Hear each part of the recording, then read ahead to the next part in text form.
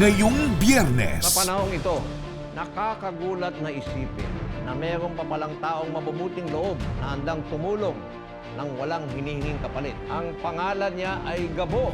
Yung mga safra yung magkagagawa nito eh. Wala na pag-asa tong kasong to. Yung tanging tao na makakatulong sa atin para malutas tong kasong to, wala na. Alam ko may kumikilos sa'yo sa labas. Sa oras na malaman kung may kinalaman yung magulang mo, magsama-sama kayo dyan sa kulungan. Bakit di mo pakulong yung lalaking long hair? Kilala mo yung lalaking yan?